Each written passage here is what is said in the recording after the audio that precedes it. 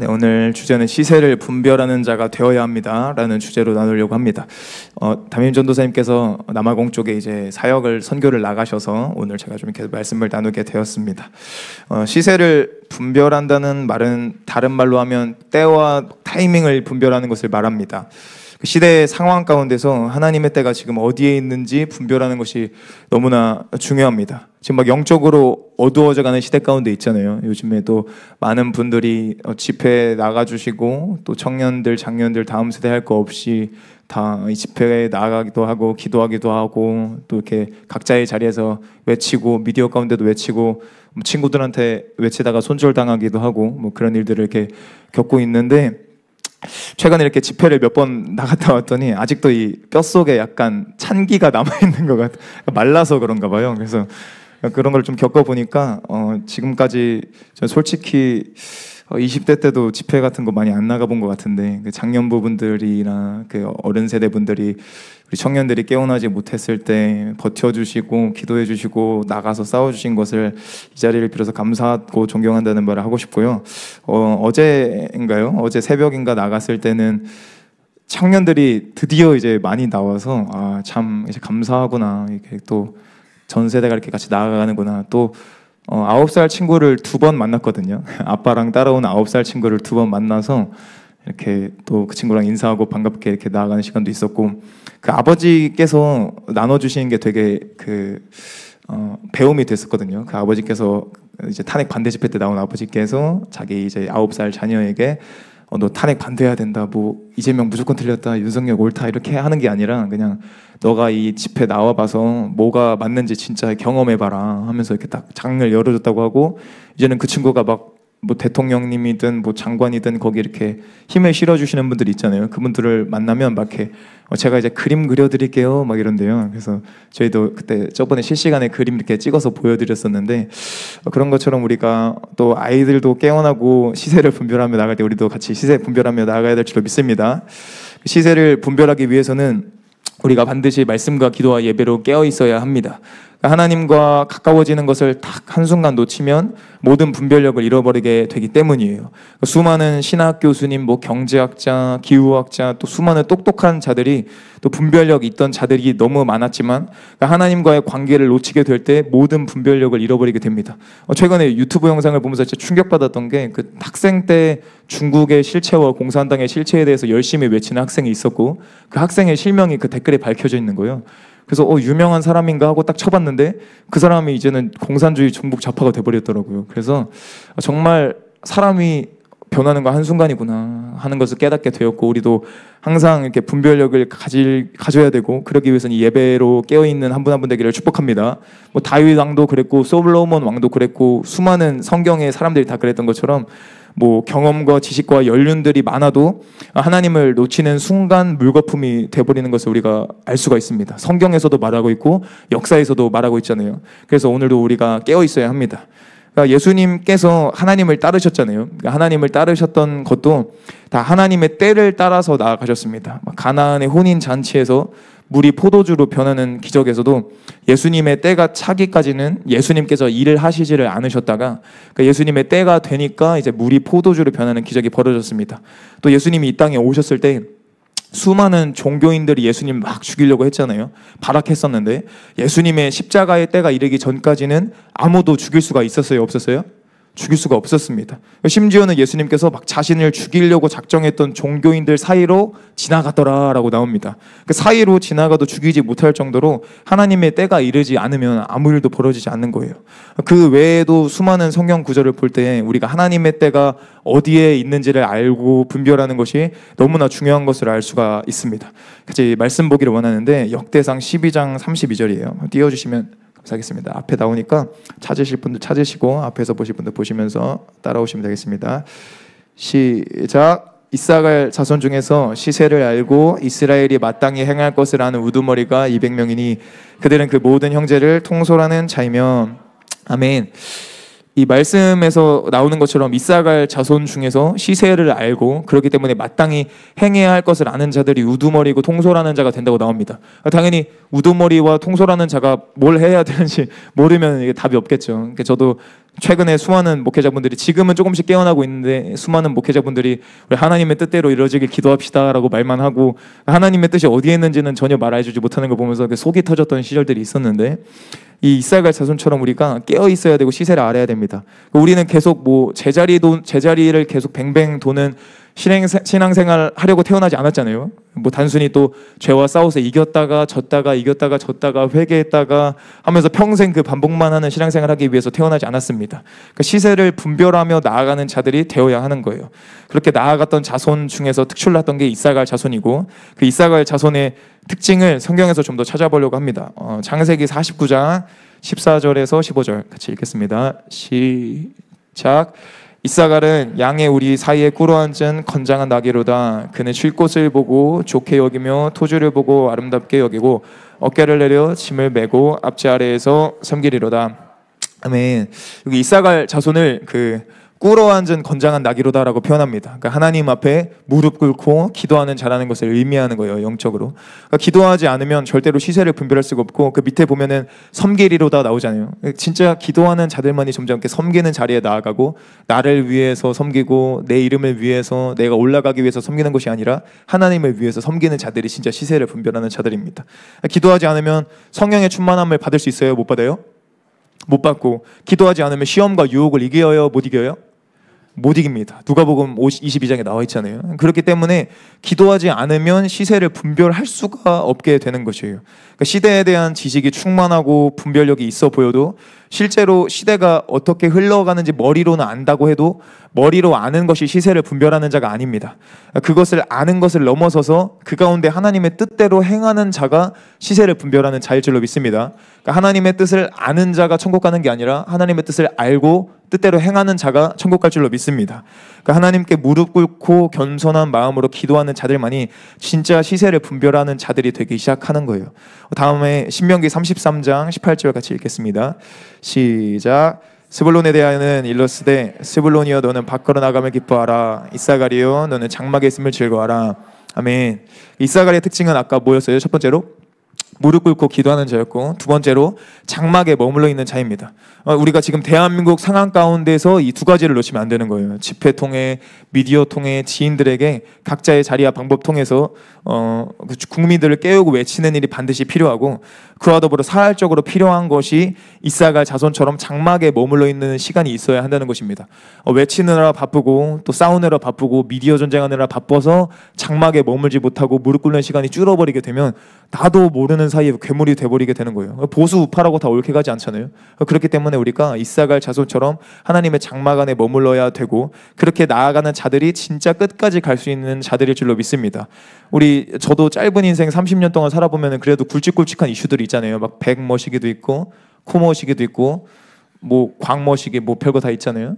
그 몇 가지들이 있었을 때 그 당시에 시세를 분별하는 자들은 있었지만 시세를 분별하지만 기도하지 않았던 자들은 그 시즌에 매여 있게 됩니다. 보니까 그 다음 시즌으로 계속 넘어가잖아요. 사탄도 그렇고 영적인 게 다음 시즌을 준비하고 계속 넘어가야 되는데 아직도 거기에 머물러 있고 아직도 거기에 목숨 걸고 있는 분별력이 있고 뛰어난 지식이 있는데도 불구하고 그렇게 넘어가지 못하는 것을 보면서 안타까웠던 시즌이 되게 많았었습니다.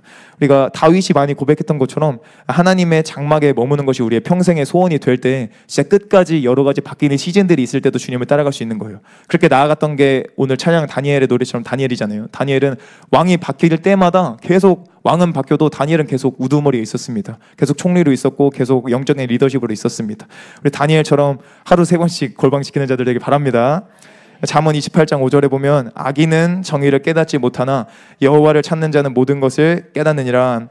아멘. 그러니까 하나님의 장막에 거하기 시작할 때 자연스럽게 모든 것을 깨닫게 되기 시작합니다. 요새 뉴스 볼거리가 되게 많거든요. 근데 뉴스 보는 것 때문에 하나님의 장막에 거하는 것을 놓치기 시작할 때 이제 아시죠? 이렇게 머리가 복잡해지기 시작합니다. 이제 점점 이렇게 속이 답답해지기 시작하고 화도 좀 나고 그러면서 근심 걱정으로 채워지기 시작합니다. 근데 하나님을 찾고 하나님의 얼굴을 구하기 시작할 때 필요한 정보들이 슈슈슈슉 들어와요. 막 꼭 뉴스 안 보더라도 슈슈슈슉 들어오고 이 사람 통해서 들어오고 처음 들어도 막 좀 이렇게 분별이 되고 안 믿어야 될 것들 걸러지게 되고 그렇게 되기 때문에 하나님의 장막에 거하는 자들 되기를 바랍니다. 시편 73편에도 보면은 막 악인들의 형통함과 악인들의 성공함을 보면서 막 이렇게 번뇌하는 장면이 나오는데, 그것을 보면서 언제 그 결말이 깨달아지게 되냐면 하나님의 성소에 들어갈 때야 깨닫게 되었다고 나옵니다.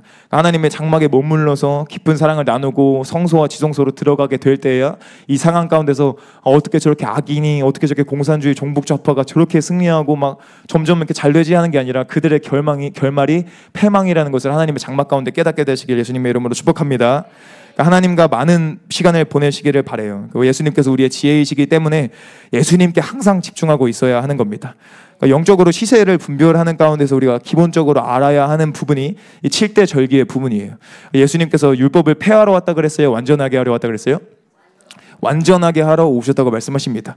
우리가 절기가 이 7대 절기를 막 시간을 맞춰서 막 예루살렘까지 가서 맞춰서 지키거나 하지는 않지만, 아예 안 지켜도 되는 게 아니라 영적으로는 사실을 지켜야 하는 것이고, 영적으로 지키기 위해서는 지금이 어떤 시기인지 제대로 알고 있어야만 합니다.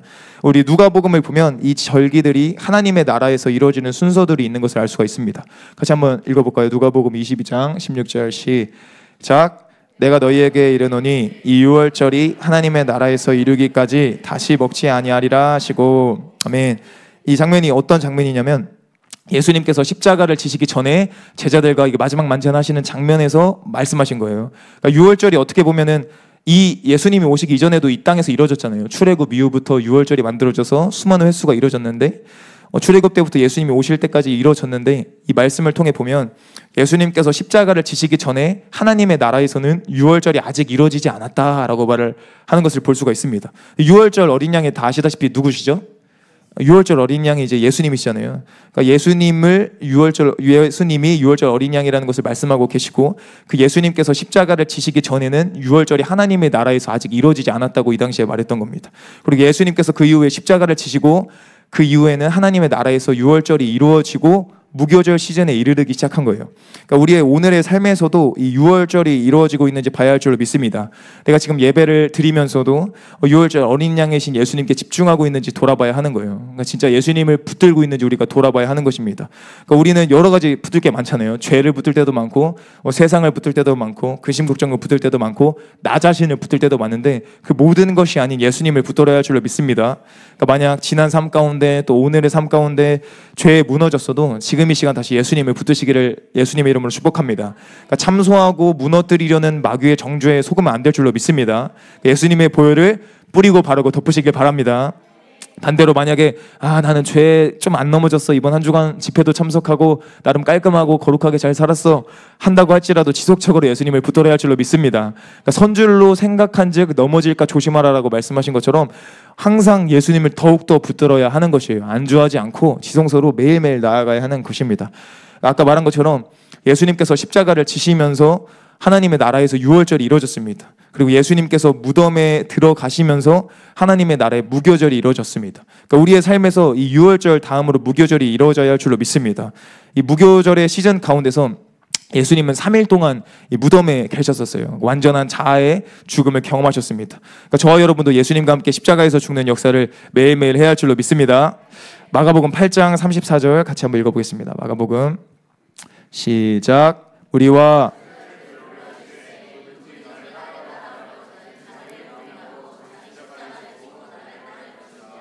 아멘. 내가 죽는다는 것은 다른 말로 하면 자기 십자가를 지고 예수님을 따라가는 것이잖아요. 그러니까 우리는 인생의 여러 가지 경험을 통해서도 깨닫게 되기도 하지만, 그러니까 성경 말씀을 통해서 특별히 내 힘으로 아무것도 할 수 없다는 것을 깨달아야 합니다. 그러니까 막 베드로가 예수님 위에 목숨 걸겠다고 했어요? 안 걸겠다고 했어요? 나름 칼 휘둘러서 귀 자를 정도면 충성된 거잖아요. 근데 그 정도로 예수님께 목숨을 걸겠다고 고백했었지만 3번 예수님을 부인하고 저주했던 것처럼, 또 구약의 모세도 자신의 힘으로 내 부르심을 깨닫고 이스라엘 백성 막 구원하려고 아득바득 했는데, 출애굽 시켜보려고 했는데 살인만 저지르고 광야로 팽 도망갔던 것처럼 내 힘으로는 아무것도 할 수 없다는 것을 우리가 말씀을 통해 깨달아야 하는 것입니다. 말씀 보실 때 다 이게 내 얘기로 다 읽으시죠? 모세 왜 저래, 바울 왜 저래 막 이러면 이제 답이 없어집니다. 이제 항상 이스라엘 백성 금송아지 만드는 것도 다 내 모습입니다. 그래서 나에 빗대어서 보기 시작할 때 점점 깨달음이 오게 되는 거예요. 그러니까 내 힘과 내 방법과 내 지혜로는 답이 없다는 것을 깨닫고 온전히 예수님을 따라가는 것이 이 무교절의 시즌 가운데서 해야 하는 것이에요. 로마서 말씀에서도 뭐라고 말씀하시는지 같이 보겠습니다. 시작. 기록된 바 의인은 없나니 하나도 없으며 깨닫는 자도 없고 하나님을 찾는 자도 없고 다 치우쳐 함께 무익하게 되고 선을 행하는 자는 없나니 하나도 없도다. 아멘. 이것이 우리의 실체예요. 내가 인정하든 인정하지 않든 내 신앙 연수가 짧든 길든 이게 우리의 실체인 것입니다. 이 실체를 내가 오늘도 인정하고 주님께 고백하며 나아갔는지 아니면 내가 까먹고 있었는지 우리가 돌아봐야 되는 거예요. 까먹고 있었으면 오늘 무교절을 이루지 못한 것일지 모릅니다. 이것을 깨닫는 자들이 진짜 예수님의 제자가 될 수 있는 것이에요. 다른 말로 하면 내가 예수님 없이는 맹인이라는 것을 깨달아야 돼요. 다른 말로 하면 내가 예수님 없이는 죽은 나사로라는 것을 깨달아야 할 줄로 믿습니다. 그러니까 이것을 깨닫는 자들이 이제 진짜 죽겠구나 하고 예수님 붙잡게 되는 거예요. 이것을 깨닫는 자들이 예수님 놓치는 순간 죽음이구나 하면서 절실히 예수님 붙잡게 될 줄로 믿습니다.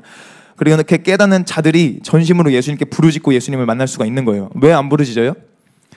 별로 안 필요한 것 같으니까. 그냥 뭐 꼭 오늘 하나님 안 만나도 내일 뭐 먹고 살 수 있고 그럭저럭 살 수 있고 뭐 아직은 크게 내 피부에 와닿는 고통과 고난이 없으니까 부르짖지 않는 거예요. 근데 그런 내 상황과 환경이 아니라 진짜 내가 맹인이고 죽은 나사로라는 것을 깨닫기 시작할 때 매 순간 부르짖을 수밖에 없습니다. 그것을 깨닫는 시간 되기를 바랍니다. 그 다음은 무엇이에요? 네? 초실절이죠. 다음은 초실절인데 초실절 간단하게 설명드리면 첫 열매를 하나님께 올려드리는 절기잖아요. 바로 전 절기인 무교절이 일주일입니다. 일주일인데 그 일주일 중에 안식일이 하루가 있겠죠. 그 안식일이 하루가 있고 그 안식일 후 첫날이 초실절입니다. 초실절에 무슨 일이 벌어졌는지 보면 예수님께서 부활하신 일이 벌어졌습니다. 같이 요한복음 20장 1절을 읽겠습니다. 시작. 안식 후 첫날 일찍이 아직 어두울 때 막달라 마리아가 무덤에 와서 돌이 무덤에 옮겨진 것을 보고 라고 하면서 뒤에 보면 예수님께서 부활하신 장면이 쭉쭉쭉 나오죠. 그러니까 방금 본 것처럼 언제예요 이게? 안식 후 첫날이잖아요. 안식 후 첫날인 초실절에 예수님께서 부활하신 것이에요. 그 초실절이 첫 열매를 주님께 올려드리는 시즌이라고 했잖아요. 예수님께서 부활의 두 번째 열매가 아니라 첫 열매로 올려지신 것입니다. 고린도전서 말씀 한번 같이 읽어보겠습니다. 시작. 그러나 이제 그리스도께서 죽은 자 가운데서 다시 살아나사 잠자는 자들의 첫 열매가 되셨도다. 아멘. 예수님께서 부활하셔서 이 초실절을 이루는 첫 열매가 되신 것을 잊지 마시기 바랍니다. 아까 무교절에서 우리의 자아가 죽고 우리의 힘을 내려놓는 것을 나눴잖아요. 영적으로 십자가만 있으면 끝이 아니라 부활까지 나아가야 할 줄로 믿습니다. 그러니까 우리는 무교절에서 머무는 것이 아니라 초실절까지 나아가야 하는 거예요. 막 내 힘으로는 죄를 이길 수 없어. 내 힘으로는 세상을 이길 수 없어. 거기서 머물면 돼요, 안 돼요? 안 됩니다. 내 힘으로는 죄를 이길 수 없지만 예수 그리스도의 성령의 능력으로 죄를 이길 수 있어. 내 힘으로는 세상을 이길 수 없었는데 예수님의 부활의 능력으로 세상을 이길 수 있는 믿음이 생겼어 하면서 고백하며 나가며 믿을 때 부활의 능력이 임할 줄로 믿습니다. 오늘 이 말씀 시간과 기도 시간 가운데서 그 예수님의 부활의 능력이 저와 여러분을 강타하기를 간절히 바랍니다. 진짜 겸손은 십자가와 부활을 동시에 잡고 있는 것이 겸손이에요. 왜냐하면 예수님을 붙잡는 게 겸손인데 예수님은 십자가에서 죽으시기만 한 분이 아니라 부활하신 분이에요. 또 부활하시기만 한 분이 아니라 먼저 십자가에서 죽으신 분이에요. 십자가와 부활을 항상 동시에 붙잡고 있는지 이렇게 좌로나 우로나 치우치지 않고 바라봐야 하는 것이고 그걸 동시에 보여주신 분이 예수님일 줄로 믿습니다. 막 나는 안 돼. 나는 공부도 못해서 뭐 별로 크게 쓰임받을 수 없어. 나는 통장 잔고가 없으니까 좀 알바나 하면서 공무원이나 하면서 지내야 돼. 이런 것들이 다 겸손이 아니에요. 그건 겸손이 아니라 예수님께 온전히 집중하는 것이 겸손일 줄로 믿습니다. 그러니까 예수님 없이는 나는 아무것도 할 수 없고 예수님이시는 예수님과 함께라면 내게 능력 주시는 자 안에서 내가 모든 것을 할 수 있느니라 하는 것이 진짜 겸손일 줄로 믿습니다. 예수님이 겸손과 온유 그 자체이시기 때문에 예수님을 붙드는 것이 진짜 겸손이에요. 그러니까 자기 십자가를 지고 자기를 부인한 자들은 죽기만 하고 끝나는 것이 아니라 부활의 능력이 임하는 것을 믿으시고 사모하시길 바랍니다. 그러니까 이것만으로도 우리의 예배가 행복해질 수 있습니다. 그러니까 내 힘으로 죄를 이길 수 없었어요. 근데 예수님의 은혜로 죄를 이길 수 있게 되었어요. 너무 행복하지 않습니까?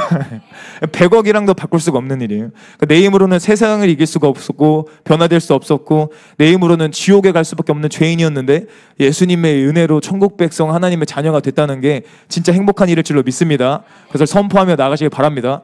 그러니까 우리가 목숨 걸 수 있는 거잖아요. 우리가 죽고서 지옥 갈지 천국 갈지 모르면 어떻게 목숨 걸어요? 무서워서. 예수님 안에서 천국 갈 수 있기 때문에 우리가 목숨 걸 수 있는 것입니다. 이것을 찬양하며 경험하며 나아가는 자들 되기를 바랍니다. 그 다음은 무슨 절기예요? 오순절이에요. 초실절로부터 50일 뒤에 있는 절기가 오순절인데 같이 사도행전 말씀 같이 읽어보겠습니다. 시작. 오순절 날이 이미 이름에 그들이 다 같이 한 곳에 모였더니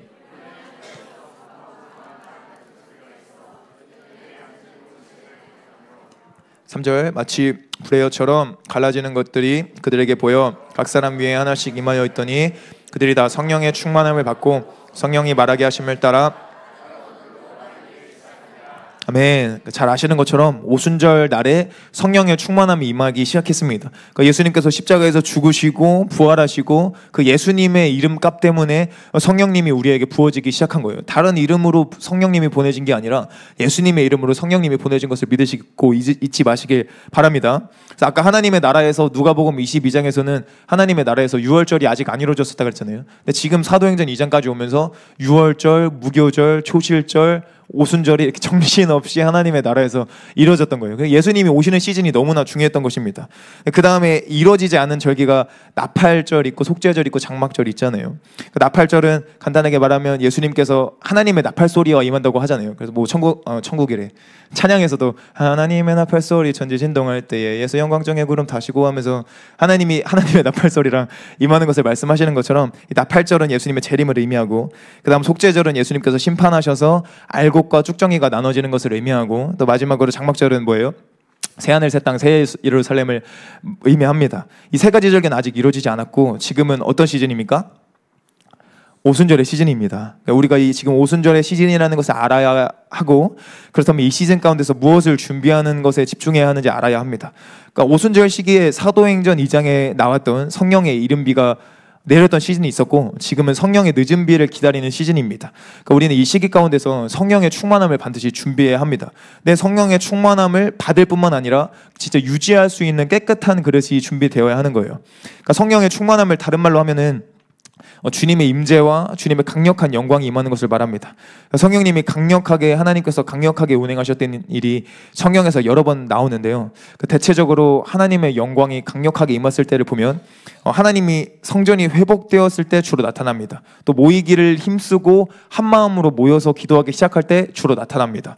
그러니까 예를 들어 쉐카이나의 영광이 언제 임했는지 보면 모세가 이스라엘 백성들과 성막을 한 마음으로 완성시켰을 때 구름과 같은 임재가 임했었고 그때 그래서 제사장이 능히 서지 못할 영광이 임했었잖아요. 그때도 그랬었고 또 솔로몬 성전이 이스라엘 백성들과 함께 건축되었을 때도 강력한 하나님의 영광이 임했었습니다. 또 방금 나눈 사도행전 2장을 봐도 120명의 성도들이 마가다락방에 모여서 한 마음으로 기도하기 시작했을 때 임하였었습니다. 그러니까 이처럼 주님의 강력한 임재는 모이기를 힘쓰는 교회를 통해서 주님이 운행하시는 것을 볼 수가 있을 줄로 믿습니다. 그러니까 성경에 나오는 선지자들처럼 개인적으로도 당연히 얼마든지 하나님을 경험하고 교제할 수 있지만 그러니까 한 마음으로 모여서 하나님의 얼굴을 구하고 부르짖어 기도하기 시작할 때 강력한 주님의 영광이 임할 줄로 믿습니다.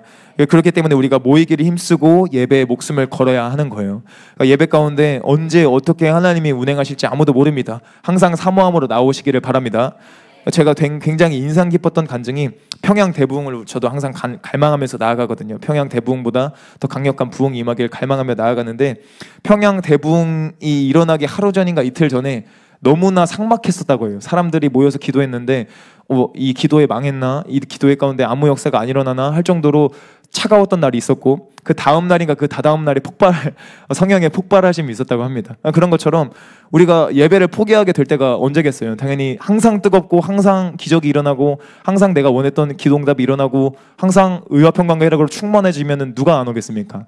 돈을 내서라도 올 텐데 그렇지 못할 때가 있어서 포기하게 되는 거지 않습니까? 또 귀찮고 영적인 공격도 있고 해서 근데 그런 거랑 상관없이 언제 어떻게 부흥이 임할지 모르기 때문에 항상 사모함으로 나오시기 바랍니다. 그 사도행전 2장에 120명만 남았잖아요. 그 중에 500명이 맨 처음에 얘기 듣고 380명 떠난 거잖아요. 근데 제 생각에는 120명 중에서도 나머지 380명 중에서도 왔다 갔다 했던 사람이 있었을 수 있다 생각해요. 계속 안 왔던 게 아니라 하루 빠졌는데 하루 빠졌는데 하필 사도행전 2장 시즌이 온 거예요. 그럴 수 있지 않겠습니까? 꼭 제 생각일 수 있지만 그렇기 때문에 우리가 항상 전심으로 이렇게 침노하시길 바랍니다. 그 예배에 우리가 목숨을 걸어야 하는 것을 사탄도 알기 때문에 사탄은 예배와 교회를 무너뜨리려고 합니다. 그래서 적그리스도가 왔을 때 매일 드리는 제사를 먼저 패하게 하잖아요. 매일 드리는 예배를 패하게 합니다. 또 교회가 무너지게 될수록 하나님의 강력한 영광이 임하기 어려워지기 때문에 또 사탄은 그것을 너무 잘 알고 있기 때문에 사자처럼 계속 공격하는 거예요.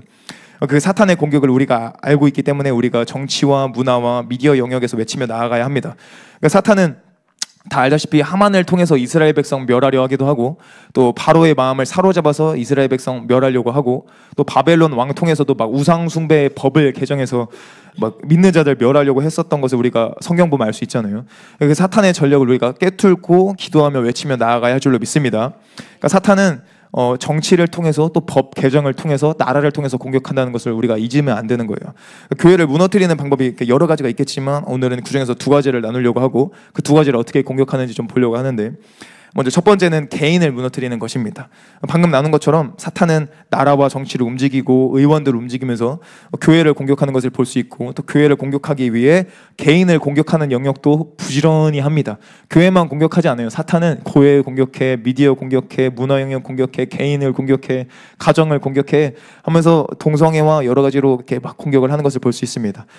다음 장면 보여주시면 다 아시겠죠? 이재명 의원이 외쳤던 메시지 중 충격적이었던 게 이제 충격적이지도 않죠. 워낙 충격적인 게 많아서 차별금지법을 옹호하는 것이 있었죠. 또 차별금지법 제정하기 위해 노력하고 있고, 또 예전 발언 밑에 보면 공공기관에, 이게 진짜 어이가 없는 건데, 공공기관에 성소수자를 30% 이상 채용하겠다는 말도 안 되는 발언을 했습니다.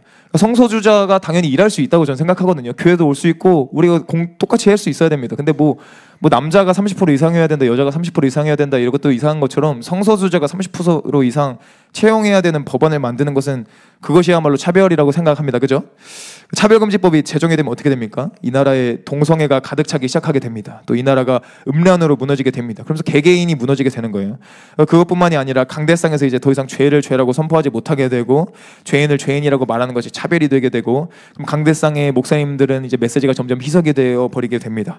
그러니까 강대상의 말씀이 희석되기 시작할 때 이 나라는 무너지는 게 한순간이라는 거예요. 그러니까 차별금지법은 결론적으로 차별을 금지하기 위한 것이 아니라 결론적으로는 강대상을 무너뜨리고 교회를 무너뜨리는 사탄의 전략인 것을 잊지 마시길 바랍니다.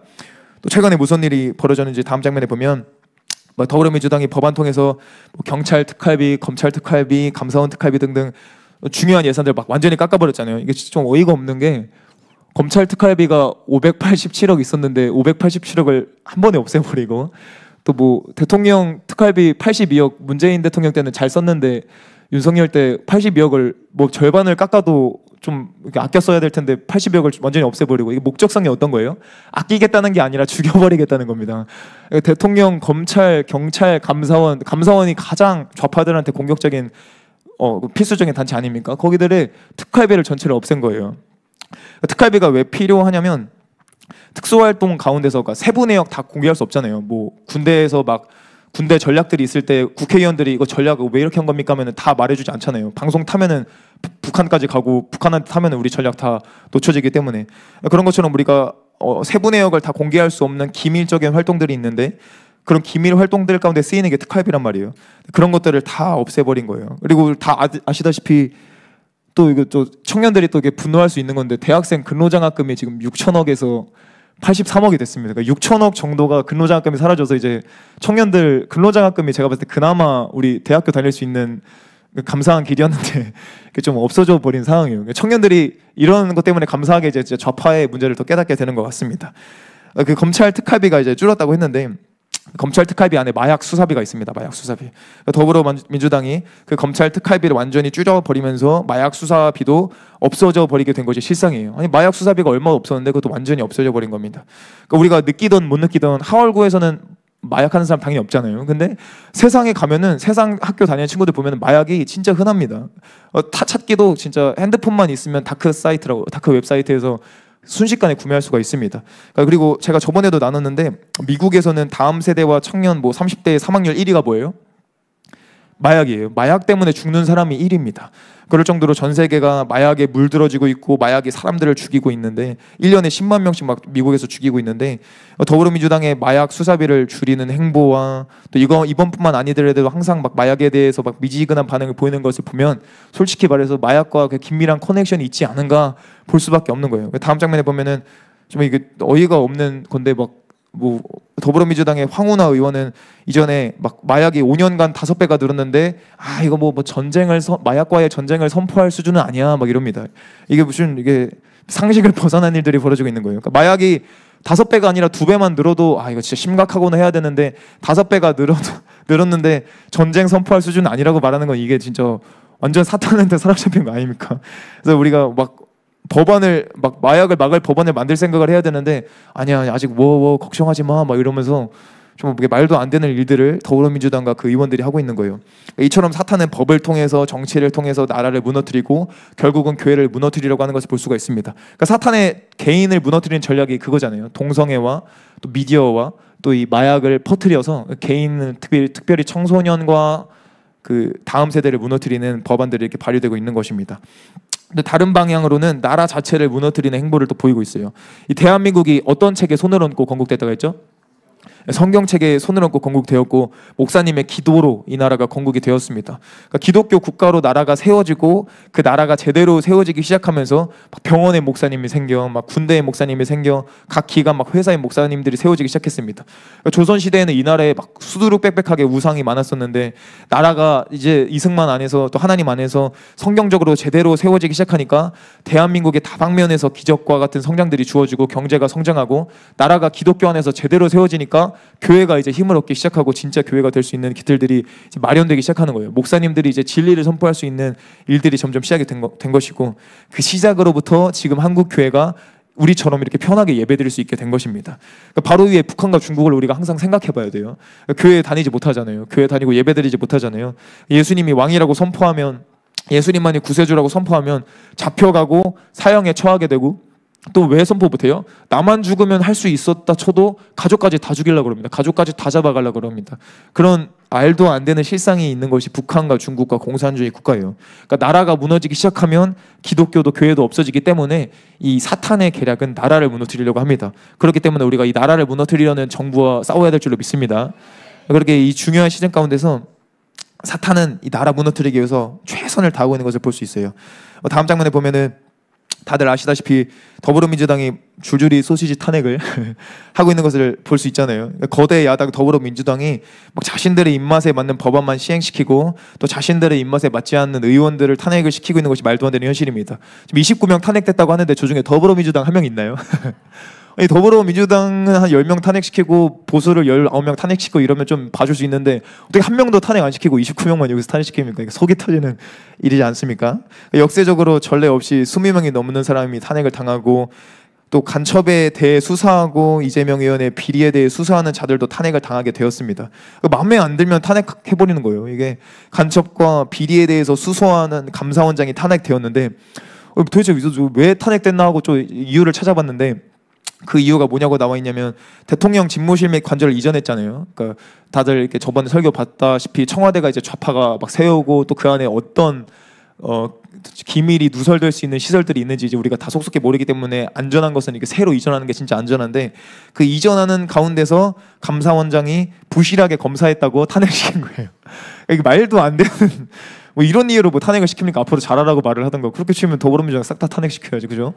근데 말도 안 되는 이유로 이렇게 탄핵을 시키고 있는 게 상황이에요. 또 다 아시다시피 대통령도 또 탄핵시키고 있고 다음 장면에 권한 대행이셨던 한덕수 의원도 탄핵시키고 또 이분이 양곡법과 같은 공산주의법 막 반대했다는 이유로 탄핵시켜 버렸잖아요. 양곡법 있게 되면 이제 완전한 포퓰리즘으로 이제 나아가고 전체주의로 나아가기 때문에 우리가 반대해야 되는데 또 다음 장면에 보면은 경호처장도 이제 탄핵시킨다고 합니다. 그냥 뭐 자기들 빼고 다 이럴 거면 차라리 나라를 북한에서 새로 세우시면 좋을 텐데 그러기는 좀 어려운지 너무 재밌는 거 다음 장면에 보면은 이제 여론조사에서 윤석열 지지 40% 나왔다니까 여론조사 기관도 탄핵시키려고 여론조사 기관 고발한다고 나옵니다. 그냥 말도 안 되는 통제 사회를 만드는데 국민들이 이 통제사회 또 다 아시다시피 카톡도 검열하잖아요. 이 카톡 검열에 뭐 여론조사 기관 뭐 마음에 안 들면 검열에 이러고 있어가지고 진짜 어이가 없는 일인데 더 웃긴 거는 다음 장면에 보면 이제 여론조사 기관이 고발한다 그러니까 그들이 원하는 방법으로 다시 조사를 해봤는데 오히려 46% 오히려 윤석열 대통령 지지율이 46%가 됐다고 할 정도로 그들이 막 자기 무덤을 파고 있는 이 바보 같은 일들을 하고 있는 것이에요. 죄송합니다, 바보 같지 않아서. 이렇게 막 거의 뭐 더불어민주당이 막 자기 무덤을 파고 있는 거예요. 이렇게 말도 안 되는 줄 탄핵을 시키면서 뭐라고 말합니까? 다음 장면에 보면은 윤석열 대통령 탄핵이 완료되지 않으면 7천억을 추가로 그 예산 삭감하겠다 이러면서 협박을 합니다. 아니 뭐 국가 돈이 뭐 자기들 돈인 것처럼 뭐 7천억 삭감하겠다는 거면 뭐 안 삭감하면 뭐 내가 주는 거라고 생각하는 거 아니에요? 뭐 말도 안 되는 일들을 하고 있는 거예요. 완전히 자신들의 입맛에 맞게 나라를 조작하고 있는 것이 이 세력입니다. 그러니까 근데 이 말도 안 되는 좌파 세력이 어떻게 나라를 잡았어요? 어떻게 이들이 이렇게 힘을 얻었어요? 부정선거 때문입니다. 거짓 선거, 부정선거가 대한민국을 장악하고 있는 것이 현실이에요. 그것을 윤석열 대통령도 알고 있잖아요. 속속히 알고 있기 때문에 계엄이 선포되었을 때 가장 먼저 선관위와 또 선거관리연수원을 먼저 계엄군들이 진입했습니다. 다음 장면에 보면은 다들 아시다시피 한 해 동안 북한이 선관위 해킹 시도가 4만 건이었다고 합니다. 그러니까 만만한 거예요. 4만 건이면 한 해 동안 4만 건이면 100번이잖아요. 그럼 100번을 시도한 게 아니라 100번 들락날락 한 겁니다. 그 와중에 4만 번을 시도했는데 그 와중에 처음부터 끝까지 비밀번호 1, 2, 3, 4, 5였고 이렇게 또 답이 없는 상황이 있으니까 막 감사원이나 국가에서 검사를 하려고 그러는데 검사 받아들이지도 않고 그럼 자기들끼리 검사했다고 하면서 우리 자칭 그 보안 검사했더니 100점입니다 하고 이렇게 보고를 했는데 제대로 검사를 실행해 보니 보안 점수 몇 점이라 그래요? 31.5점이었다고 합니다. 100점 만점에 31.5점이고 F학점과도 같은 점수였습니다. 그러니까 한 나라의 정보위원, 대통령 뽑는 너무나 중요한 선거관리위원회가 F학점이 말도 안 되는 상황에 빠져 있던 것입니다. 다음 장면에 보면 북한 해커에게 쉽게 뚫리게끔 되어 있는 상황이었고 보면은 선관위 도장 중요하잖아요. 그 진짜 진위 여부를 할 수 있는 도장도 위조할 수 있는 상황이었고 또 실제 투표용지와 QR코드가 같은 투표용지도 무단으로 인쇄할 수 있는 상황이었다고 합니다. 그러니까 투표용지를 무단으로 인쇄할 수 있고 도장 무단으로 인쇄할 수 있으면 다 털린 거 아닙니까? 이거 말고도 수많은 것들이 털린 것이에요. 이 점점 부정선거에 대한 증거들이 속속히 드러나고 있는 것이 현실입니다. 다음에 보면 선거연수원에서 중국인 간첩 99명이 체포되었다고 나와요. 계엄 때 박수. 네. 계엄 때 그 계엄군이 관리위원회와 선거관리연수원에 나아갔는데 선거연수원에 웬 느닷없는 중국인 간첩이 99명이 잡힌 거예요. 다음 장면에 보면 미군이 그들을 신문하는 과정에서 선거 개입 혐의를 일체 자백했다고 나옵니다. 그러니까 중국의 부정선거 개입이 점차 드러나고 있는 것이에요. 또 그것뿐만 아니라 다음에 보면 윤석열 대통령 정부는 국정원의 검사를 통해서 부정선거 증거를 이미 잡았다고 합니다. 그러니까 이 케이스 외에도 이것만 보면은 뭐 좀 잘못되지 않았어? 거짓 아니야? 이렇게 할 수 있는데 이 케이스 외에도 호주와 대만과 캐나다와 수많은 나라들 가운데서 중국이 부정선거 개입했고 여론을 조작하고 미디어를 조작했던 것들이 지속적으로 이루어져 있고 팩트 체크가 된 상태입니다. 그러니까 이처럼 중국이 우리나라에 부정선거 개입에 열을 올리고 있고 또 그것을 사실 미국도 당해 보았기 때문에 우리나라와 공동으로 부정선거를 조사하고 있는 것이에요. 또 아까 보았던 99명의 중국 간첩들도 어떻게 되고 있었어요? 한국 군한테 계엄군한테 신문 받는 게 아니라 미군한테 신문을 받고 있습니다. 왜냐하면 미군이 공동 작업을 이미 시작한 거예요. 우리가 모르는 사이에 미군이 한국과 공동 작업을 시작해서 이 중국 간첩들을 미군이 신문하고 있는 것입니다. 이 대한민국이 중국의 부정선거로 인해서 공산주의와 중국에 잡혀버리고 넘어가 버리게 되면 사실 미국도 큰 손해를 보게 돼버리기 때문에 미국도 전심전력으로 이 부정선거에 개입할 수밖에 없는 상황입니다. 우리가 정말로 시세를 분별하고 이 나라를 위해 기도해야 하는데 그러려면 이 방향성을 우리가 알고 제대로 잡아야 하는 거예요. 예전에 이승만 대통령이 무너져가는 대한민국을 주님 안에서 살렸잖아요. 그 살렸던 길도 미국 교회와 한국 교회의 연합이었었습니다.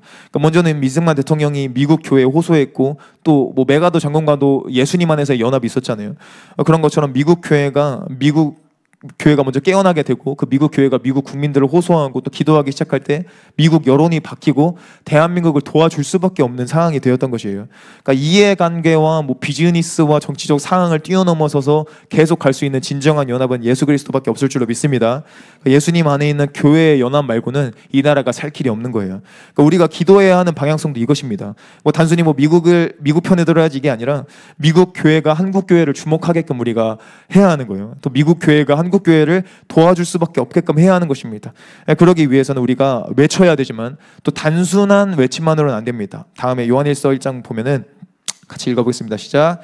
그가 빛 가운데 계신 것 같이 우리도 빛 가운데 행하면 우리가 서로 사귐이 있고 그 아들 예수의 피가 우리를 모든 죄에서 깨끗하게 하실 것이요. 아멘. 그러니까 이 말씀에서 나오는 것처럼 우리가 빛 가운데 행해야만 우리가 서로 사귐이 있다고 말을 합니다. 우리가 빛 가운데 행해야만 빛의 연합이 이루어지기 시작합니다. 그러니까 빛의 연합을 이루기 위해서 가장 중요한 것은 그러니까 한국교회가 교회가 되는 거예요. 한국교회가 무늬만 교회가 되는 것이 아니라 진짜 본질적으로 예수님의 몸된 교회가 되어야 하는 것입니다. 그러니까 빛 가운데 행하지 않는 대표적인 단체가 어디입니까? 우리가 빛 가운데로 행해야 되는데 그러려면 빛 가운데로 행하지 않는 단체의 행보를 버려야 되는 거예요. 빛 가운데로 행하지 않는 대표적인 단체 중에 하나는 종북 좌파 민노총일 줄로 믿습니다. 민노총의 특징 보면 여러 가지 있죠. 근데 뭐 수도 없이 욕을 합니다. 뭐 입술로도 욕해, 그것도 부족해서 손가락으로도 욕해, 또 미디어로도 욕해, 타자로도 욕해 하면서 그렇게 계속 욕하면서 나아갑니다. 10대 친구들과도 우리 같이 이렇게 집회 나갔잖아요. 근데 집회 최근에 자주 다녔는데 10대 친구들에게조차도 입에 담지 못할 욕을 서슴없이 합니다. 또 그들의 대표 이재명 의원은 욕을 합니까? 안 합니까? 욕을 합니다. 또 유튜브에 검색만 해도 정리가 잘 돼서 쫙 나올 정도로 부끄러운 욕들이 쭉쭉쭉 나옵니다. 겉으로 드러나는 게 그 정도면 그 속에 쌓여져 있는 게 우리가 입으로 뱉잖아요. 속에 쌓여져 있는 욕과 울분이 얼마나 많은지 모릅니다. 우리가 빛 가운데 행하기 위해서는 절대로 그들처럼 욕해서는 안 됩니다. 그러니까 형제에게 나가라 하는 자, 미련하다고 하는 자는 지옥불에 떨어진다고 말씀하셨습니다. 우리가 집회 가운데 나아가면서도 욕하지 않아야 되고 우리가 집회 가운데서 연사할 때도 욕하지 않아야 되고 그 방향성 우리가 계속 말을 해줘야 됩니다. 어떤 분들은 적들에게는 욕을 해도 된다고 주장을 하거든요. 이게 나쁜 놈들이니까 욕을 하는 게 좋은 거다라고 말을 하는데 그렇지 않습니다. 그런 주장 때문에 수많은 목사님들조차도 성도들 앞에서 또 9살 어린아이들 앞에서 적들이니까 욕해도 된다고 하면서 욕을 합니다. 그렇지 않아요. 욕하면 안 될 줄로 믿습니다. 그러니까 다윗이 원수였던 사울 왕한테 욕을 했습니까? 안 했습니까? 욕을 안 했어요. 예수님께서 누구한테 욕하는 거 봤습니까? 안 했습니까? 뭐 이런 예시 들면 이제 독사의 자식들 이런 거 말을 하는데 그거 제외하고는 왜 하지를 않아야죠. 차라리 예수님도 욕하지 않았습니다. 또 바울도 세례 요한도 철저하게 회개를 외쳤지만 욕은 하지 않았습니다. 욕하는 것은 하나님의 뜻이 아닐 줄로 믿습니다. 그러니까 우리가 하나님의 뜻대로 살아가야 하고 우리가 하나님의 뜻대로 집회해야 하고 그러니까 하나님의 뜻대로 외쳐야 합니다. 하나님의 형상 닮아가야 하잖아요. 그러니까 하나님을 우리가 닮아가야 하는데 그럼 하나님을 보면 돼요. 하나님께서 저와 여러분에게 욕한 적 있어요? 없어요? 욕한 적 없잖아요. 하나님은 우리한테 욕을 하시지 않으시잖아요. 하나님께서 혼내시기도 하고 징계하시기도 하고 회개를 촉구하시기도 하고 심판하시기도 합니다. 근데 욕은 절대 안 하시는 거예요. 지옥에 보내실 수는 있어도 욕하지는 않습니다. 지옥 들어간 사람들한테 비방합니까? 하나님이? 마음 아파하잖아요. 우리가 그 중심을 하나님의 중심을 알고 있어야 되는 거예요. 회개하라는 메시지도 심판의 메시지도 하나님은 사랑의 메시지입니다. 하나님은 항상 심판과 회개 가운데서도 깊은 중심에 사랑이 있고 비통함이 있습니다. 우리가 진짜 욕하는 분들은 욕할 때 중심을 돌아봐야 돼요. 내가 진짜 이 사람을 향한 사랑과 비통함이 있는지 아니면 그냥 이 사람 진짜 죽여버리고 싶은지 그거 중심 돌아봐야 되는 거예요. 근데 하나님 원수도 사랑하라고 분명히 말했잖아요. 하나님 우리가 원수 되었을 때 욕했어요? 안 했어요? 우리가 원수 되었을 때 우리한테 욕 안 했잖아요. 그러니까 우리가 하나님을 닮아가야 할 줄로 믿습니다. 그러니까 하나님의 성품에는 욕이 없는 거예요. 반대로 보세요. 반대로. 우리가 반면교사를 잘 봐야 되는데 사탄의 세력을 욕을 많이 해요? 조금 해요? 사탄의 세력은 욕을 많이 합니다. 욕이 영향력이 있으니까 그들이 하는 거예요. 그들은 그 사탄을 찬양하는 거예요. 그걸 통해서 사탄의 세력의 욕을 즐겨하고 그것을 멋지다고 생각하고 또 잘못된 가수들도 노래 가사에 욕 되게 많죠. 음란한 가사들도 많고 성경에서는 악은 모양이라도 버리라고 하신 줄로 믿습니다. 모양이라도 버리려고 하는데 왜 욕을 굳이 하려고 하는 거예요? 절대로 욕하면 안 될 줄로 믿습니다. 성경에서도 권면하고 훈계하는 건 말했지만 권면하고 훈계할 때도 온유함으로 권면하고 온유함으로 훈계하라고 했지 욕해도 된다고 절대로 말하지 않았습니다. 저도 저번에 연사를 했었는데 너무 속상한 게 연사하면서 전사님 나눠주신 것처럼 이제 욕하면 안 됩니다 막 이랬는데 끝나자마자 이제 비판하려고 하는 거 아닌데 진행자분이 이렇게 나오셔서 욕에 대해서는 너무 움츠러들 필요 없으시고 우리가 나쁜 놈들이니까 나쁘다고 욕하고 좀 욕은 해도 됩니다 이렇게 바로 진행자분이 이렇게 설교를 해주시는 거예요. 그래서 더 나서진 않았지만 욕하는 몇 개 하면 안 될 줄로 믿습니다. 특별히 한국 교회는 진짜 욕하면 안 돼요. 그러니까 세상에서 돌아가는 그 보수 우파들은 뭐 이렇게 주님 안에서 돌아가야 된다 쳐도 우리들은 진짜 욕하면 안 되고 그것을 우리가 맺힐 수가 있어야 됩니다. 우리가 모든 집회와 또 앞으로의 싸움 가운데서 욕했던 거 진짜 회개해야 하고 또 그것이 진짜 빛 가운데로 행하는 첫 번째 길입니다. 미국 교회가 왔는데 막 한국 교회 목사님들 욕하는 거 보면은 마음이 따뜻해지겠어요? 차가워지겠어요? 식을 거 아니에요. 딱 막 그 통역사한테 이번이 뭐라고 말했는지 해석 좀 해달라 그랬는데 막 막 생각지도 못했던 말이 오면은 내가 지금 잘못 왔구나 이럴 수. 미국 교회 목사님들 깨우기 위해서 우리가 빛 가운데 행해야 되고 욕을 줄여야 되는 거예요. 두 번째로 뭐예요? 때리고 화내는 것을 절대로 해서는 안 됩니다. 여러 가지 흥분할 만한 상황들이 진짜 주어져요. 저도 막 이런 말을 하다 보면 또 화도 나고 속상한 일들도 많고 이렇게 좌파들 보면 진짜 화 납니다. 화 안 나는 게 말이 안 되잖아요. 흥분할 만한 상황들이 계속 주어지고 그렇습니다. 상황과 환경 보면 그렇게 하는데, 근데 그러나 상황과 환경이 화낼 만한 상황과 환경이어도 그렇다고 해서 화를 내고 욕을 하면은 예수님을 붙든 거예요? 상황과 환경을 붙든 거예요? 상황과 환경을 붙든 거예요. 상황과 환경이 화내야 되는 상황이니까, 욕해야 되는 상황이니까 화내고 욕한 거면 상황과 환경을 붙든 것입니다. 예수님을 따라가야 될 줄로 믿습니다. 다음 장면에 야고보서 보면은 사람이 성내는 것이 어떻게 된다 그래요? 하나님의 의를 이루지 못함이라 라고 말을 합니다. 그러니까 우리가 좋든 싫든 성내는 순간 하나님의 의를 이루지 못하게 됩니다. 우리가 화를 내면은 막 세상에 보면 속 시원하긴 하잖아요. 그러니까 외치지 말라는 말이 아니에요. 근데 화내게 되면 누가 좋아하냐면 사탄이 좋아해요. 왜냐하면 하나님의 의가 이루어지지 않기 때문에 사탄이 승리하는 길이 점점 열리기 때문입니다. 그러니까 막 보수에서 그런 말들이 있잖아요. 막 샤이 보수라는 말이 있을 정도로 보수가 좀 소심하고 나서지 않는 안타까운 상황이 있었는데, 근데 그것을 돌파하는 방법도 반대로 화내는 것으로 해서는 안 되는 거예요. 그러니까 담대하고 강력하게 외치는 것과 화내는 것은 별개의 문제라는 것을 우리가 진짜 분별해야 됩니다. 온유하지만 담대하고 강력하게 외치는 자들 되기를 바랍니다. 그러니까 모세도 지면에서 가장 온유했잖아요. 근데 완악한 이스라엘 백성 때문에 화가 나서 바위 때렸더니 가나안 땅 들어갔어요? 못 들어갔어요? 완악한 이스라엘 백성 충분히 욕먹을 만한데 지금까지 이렇게 너무 쳇바퀴 돌았으니까 바위에 한 대 정도는 때릴 만한데, 두 번 때렸나요? 그러니까 때릴 만한데 욕한 것도 아닌데 하나님이 가나안 땅 안 들어가게 합니다. 그런 것처럼 욕하고 화내는 것은 절대 하나님의 뜻이 아닌 것을 잊지 마시길 바랍니다. 우리끼리도 보수 집회 가도 우리끼리도 너무 많이 싸워요. 우리끼리도 막 주먹 다지쳐. 그젠가 목요일인가 집회 가서도 보수끼리 막 주먹 다짐하고 그러려는 걸 한 두세 번 이상 뜯어 말렸단 말이에요. 저도 거기 끼다가 이제 나도 맞게 생겼더라고요. 이게 뭐 흥분하는 거를 우리끼리 풀려고 그러고 막 서로 막 사사기에 자기소개는 옳은 대로 하는 것처럼 오른쪽에 힘줘야 된다, 왼쪽에 힘줘야 된다, 막 서로 막 의견을 나누고 의견 안 맞으면 싸우기 시작하니까 이게 뭐 점점 이게 막 좌파의 모습이 보여지려고 하는데, 감사했던 거는 우리가 이렇게 외치기 시작할 때 거기 진영이 바뀌었습니다.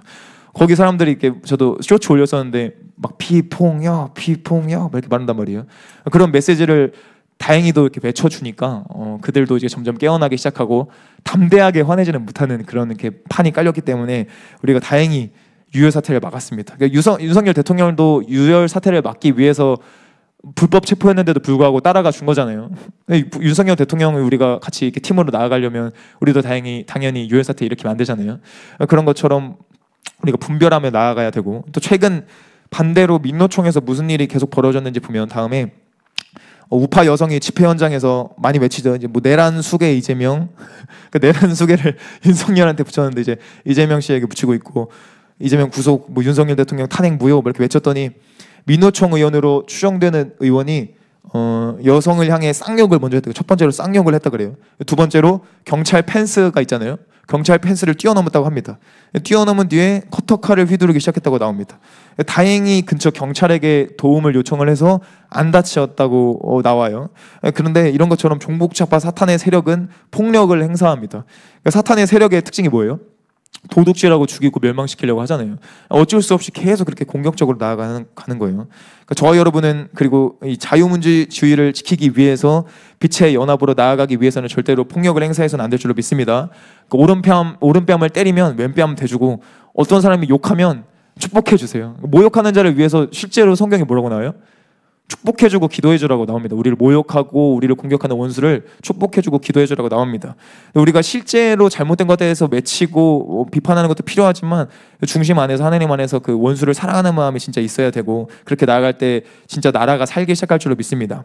다음 장면에 보면 민노총이 또 뭐 한두 개가 아니죠. 뭐 민노총이 던진 둔기에 경찰이 의식불명됐다 라는 기사인데, 자세히 보면 경찰 무전기 이렇게 뺏어서 무전기 때려서 혼수 상태에 빠질 정도로 다쳤다는 거예요. 그러니까 뭐 종북좌파의 세력의 폭력성은 겉으로 드러난 것이 이 정도면 속까지 보면 더 심할 것입니다. 경찰들과 시민들에게 이렇게 공격성을 띠고 있는 것이야말로 불법 집회이고 내란일 줄로 믿습니다. 그러니까 윤석열 대통령은 뭐 계엄 시기에 무장도 하지 말라고 명하고 실제로 공격도 없었는데 정작 그것을 막 내란이라고 외치면서 민노총 세력은 자기들이 더 공격하고 있는 거예요. 근데 그 다음 장면에 보면 이런 주장을 할 때 좌파 세력이 말하는 것이 좀 어이없어서 가져왔는데 그 의식불명이 거짓으로 폭로됐다, 가짜 뉴스였다라고 이렇게 뉴스가 엄청 많이 나왔더라고요. 그래서 가짜 뉴스였을 수 있잖아요. 그래서 뭐 언론을 다 믿지는 않거든요. 그래서 한번 찾아봤어요. 근데 얼마나 더불어민주당과 그 세력들이 야비한지를 자세히 찾아볼수록 알게 됩니다. 의식불명이 거짓이라는 기준이 뭐냐면 지금은 의식불명이 아니라는 거예요. 지금은 의식불명이 아닌데 왜 의식불명이라고 하냐 하면서 말도 안 되는 겁니다. 그래서 이게 또 보면은 그 기사 아랫부분인데 그 다친 경찰이 CT를 찍어서 뇌에 문제가 없는지 확인을 했다고요. CT 찍을 정도면 머리 세게 맞은 거예요, 안 맞은 거예요? 뭐 어디 우리 책상에 콩 박았다고 CT 찍지 않잖아요. 진짜로 맞았고 그 당시에 피가 많이 났다고 합니다. 피가 났었고 머리를 세게 무전기를 때렸으니까 그랬겠죠. 그리고 정형외과에 가서 상처를 꿰맸다고 합니다. 까진 수준이 아니라 피가 많이 나고 상처를 꿰맬 정도로 다쳤습니다. 강력하게 폭력 행사를 하고 지금도 병가를 내서 쉬는 중이라고 해요. 너무 힘들어서 지금 복귀도 못하고 있는 중인데, 근데 지금 이 사람을 향한 위로는 전혀 없이 맨날 참사나 막 자기들 정치적으로 쓰는 것만 위로하려고 그러고 지금 뭐 의식불명 아니다, 가짜 뉴스다 이러고 있는 거예요. 그러니까 이렇게 말도 안 되는 일들을 벌이고 있는 것입니다. 지금 이 사람이 지금 의식불명이야 아니냐가 본질입니까? 그게 본질이 아니라 폭력 시위를 했냐 안 했냐가 본질이지 않습니까? 그러니까 불법 폭력 시위 때문에 경찰이 다치고 공직자가 상처 봉합까지 할 정도로 머리가 찢어진 건데 뭐 의식불명 아니다 뭐 이런 얘기는 하고 있는 것입니다. 이것을 보면서 알 수 있는 것은 이들은 수도 없는 거짓말로 범벅이 돼 있다는 것을 우리가 알 수 있어요. 그러니까 사탄은 광명의 천사의 모습으로 나타나잖아요. 또 사탄의 일꾼은 의의 일꾼의 모습으로 나타납니다. 그러니까 겉으로 보기에는 막 맞아 보이게 하고 저거 제목만 보면은 봐봐 가짜 뉴스일 줄 알았어. 그 우파들 너무 막 극우파 이상해. 뭐 뉴스 뭐 언론 선전이야 하면서 막 하는데 실제를 찾아보면은 진짜 좌파가 항상 거짓말이어서 너무 웃겨요. 왜냐면 사탄이 거짓의 아버지이기 때문일 줄로 믿습니다. 종북좌파 세력이 사탄의 세력이기 때문에 이 거짓말을 끊을래야 끊을 수가 없는 거예요. 하늘의 지혜가 아니라 이 땅의 지혜, 귀신의 지혜로 나아가기 때문에 거짓말을 끊을 수가 없는 것입니다. 우리는 아까 말했던 것처럼 욕하는 거, 화내는 거, 거짓말하는 것을 끊어내야 할 줄로 믿습니다. 이 혈과 육의 방법들을 끊고 이 혈과 육의 방법들이 집회 가운데 있다면 우리가 외치면서 나아갈 때 진짜 우리가 영적 전쟁에서 승리할 줄로 믿습니다. 다음에 에베소서 말씀 같이 읽어보면 좋겠어요. 시작. 우리의 씨름은 혈과 육을 상대하는 것이 아니요 통치자들과 권세들과 이 어둠의 세상 주관자들과 하늘에 있는 악의 영들을 상대함이라. 그러므로 하나님의 전신갑주를 취하라. 이는 악한 날에 너희가 능히 대적하고 모든 일을 행한 후에 서기 위함이라. 아멘. 찬양팀 나와주시면 감사하겠습니다. 이 혈과 육의 싸움이 아닌 영적 전쟁에서 승리하기 위해서는 뭐라고 해요? 하나님의 전신갑주를 반드시 입어야 합니다.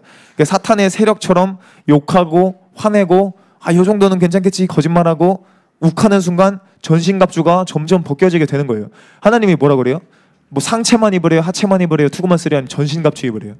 전신갑주 입어야 되는 거예요. 우리가 마귀에게 틈을 주면 안 되고 죄는 적은 누룩도 우리가 허용해서는 안 되고 악은 모양이라도 버려야 될 줄로 믿습니다. 그러니까 미국 교회가 한국 교회 위에 기도하고 도와주려고 현장을 와봤는데 막 죄다 하나님의 전신갑주 벗은 자들밖에 없으면 그분들이 이게 좌파인지 우파인지 모르게 되는 거예요. 이게 교회인지 아니면 정치 집단인지 모르게 되는 것입니다. 그러니까 반드시 우리가 하나님의 전신갑주를 입고 있어야 하는 거예요. 그러니까 영적 전쟁 가운데서 하나님의 전신갑주를 입으시고 승리하는 저와 여러분 그리고 대한민국 되기를 예수님의 이름으로 바랍니다. 그러니까 하나님의 전신갑주를 입고 우리가 나아가고 외치고 기도할 때 그제서야 이제 진짜 빛의 연합이 이루어지기 시작하는 것이에요. 그러니까 하나님의 전신갑주를 입은 자들이 이곳에 모여서 기도하고 또 집회 장소에 나아가서 외치고 기도하기 시작할 때 강력히 역사하시는 것입니다. 야고보서 5장에 보면은 의인의 간구는 역사하는 힘이 크니라 라고 말을 하고 있습니다. 여호와의 산에 올라가서 기도하는 의인들이 일어날 때 주님께서 강력하게 역사하실 줄로 믿습니다. 그런 자들이 일어나고 모이기 시작할 때 빛 가운데 행하기 시작할 때 미국 교회와 한국 교회의 연합이 이루어질 것이고 거기로부터 북한 교회와 중국 교회를 깨우고 이스라엘을 깨우는 남은 자들과 거룩한 신부들이 일어날 줄로 믿습니다. 그래서 우리의 기도의 초점이 단순히 향방 없는 외침과 단순한 혈과 육의 싸움이 아니라 이 영적 전쟁 가운데 하나님의 전신갑주를 입고 싸우는 방향성으로 나아가야 할 줄로 믿습니다. 이 시간 한번 다 같이 일어나서 기도하는 시간 가지길 원하는데요. 같이 기도하길 원합니다. 주님, 우리 한국과 한국 교회의 죄악들을 먼저 회개하길 원합니다. 우리 한국 교회가 악을 행했던 것을 용서하여 주시옵소서. 주님, 종북좌파 공산주의 세력을 우리가 무너지기를 기도하면서도 우리도 똑같이 욕하고 똑같이 화내고 똑같이 때리고 똑같이 음란을 행했고 똑같이 우상을 섬기고 종교다원주의를 섬겼던 죄악을 행했던 것들을 용서하여 주시옵소서. 주님, 이 시간 하늘의 문을 열어주시고 강력한 회개의 영을 부으셔서 주님 앞에 다시 한번 거룩한 신보로 일어날 수 있도록, 의인의 강구는 역사하는 힘이 크니라고 말씀하셨던 것처럼 진짜 주님 앞에 거룩한 신보로 나아갈 수 있도록 주님 강력한 회개의 영을 부어주시옵소서. 한국 땅 가운데 회개의 영으로 강타하여 주십시오. 우리 그런 기도 제목 가지고 주여 세 번 외치고 같이 기도하겠습니다.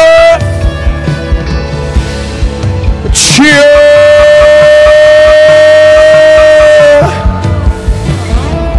주여,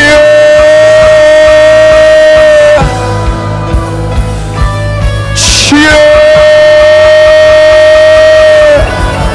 주님, 우리 한국교회, 주님 대한민국 땅에 강력한 회개의 영을 부어주십시오. 주님, 목사님들이 먼저 욕하고 한국교회가 먼저 욕하고 주님, 악의 세력과 똑같은 모양으로 나아갔던 우리의 죄악을 용서하여 주시고